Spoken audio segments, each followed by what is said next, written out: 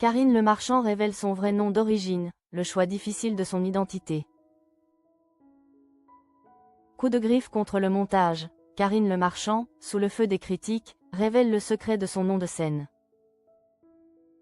L'enclave de fin de la dernière saison de L'Amour est dans le pré a laissé un goût amer chez les fidèles du programme. Après des semaines d'émotions intenses et de rebondissements attendus, le bilan final de l'animatrice Karine Le Marchand n'a visiblement pas convaincu les téléspectateurs. Déçus et frustrés par la manière dont certaines idylles ont été présentées, les internautes n'ont pas tardé à déverser leur colère sur les réseaux sociaux. L'indignation se concentre sur la main invisible du montage. Les téléspectateurs réclament plus de substance et d'équité dans le traitement des histoires des agriculteurs.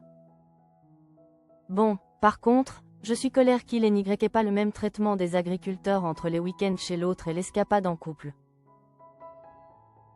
Pourquoi on n'a que des bribes de certaines histoires par rapport à d'autres? Merci le montage, a fustigé un internaute, pointant du doigt la production. Un autre a renchéri, exaspéré, la prod abuse avec ce montage. La récurrence des critiques est claire. Les téléspectateurs se sentent frustrés de ne plus voir les moments cruciaux qui cimentent les relations. Comment ça me saoule qu'il ne montre plus les week-ends chez l'autre plus week-end en amoureux. Le manque de transparence de la narration a clairement terni la fin de cette saison.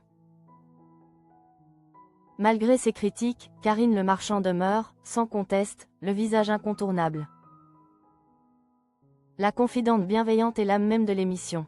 C'est une figure familière dont la présence est rassurante. Et pourtant, son identité n'a pas toujours été celle que le public connaît. Peu de téléspectateurs savent qu'à ses débuts, l'animatrice portait un tout autre nom, celui de son père burundais, Karine Mfeyokurra. Invitée de Culture Média en décembre 2024, elle a évoqué ce changement forcé sur les ondes des Europe 1. Une anecdote qui révèle la dure loi de l'audiovisuel et l'adaptation qu'elle a dû opérer pour percer. Ce n'est pas moi, c'est mon directeur des programmes de l'époque, Pierre Milly, que j'adore parce qu'il m'a vraiment beaucoup aidé. Au début qui est descendu et qui m'a dit « Mais tu ne peux pas garder ton nom, Mfeyokurra. Personne ne va savoir le prononcer ni l'écrire donc tu choisis un truc », a-t-elle révélé. Prise au dépourvu et contrainte par le temps, Jai dit « Mais attends, c'est dans 10 minutes ». Karine a dû improviser. La solution? Un choix de cœur fait dans Lord Jones, et puis Jai pris le nom de mon copain de l'époque, Pascal. Le plus touchant dans cette histoire est qu'en dépit de la séparation avec ce fameux Pascal, l'animatrice vedette a conservé un lien fort avec son ex-compagnon.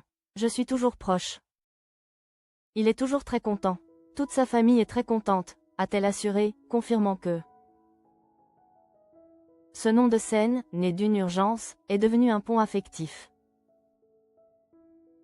Au-delà des plateaux de télévision, Karine Le Marchand continue d'être la marraine des cœurs solitaires tout en gérant sa propre vie sentimentale. Actuellement célibataire, elle a traversé plusieurs histoires marquantes. En août dernier, elle avait fait une déclaration forte sur sa quête de l'amour, posant des conditions claires et intransigeantes. L'animatrice est prête à trouver chaussure à son pied, mais à ses propres termes. Pas à n'importe quel prix car je suis heureuse toute seule et très occupée, avait-elle affirmé dans les colonnes de Télémagazine. Et de conclure avec une lucidité et une protection d'elle-même qui résonnent fort. Je ne suis pas prête à rencontrer une personne qui pourrait mettre en danger ma santé mentale. Voilà qui est clair. Karine Le Marchand, malgré les critiques du montage et le poids de son identité renommée. C'est exactement ce qu'elle veut et ce qu'elle mérite, y compris en amour.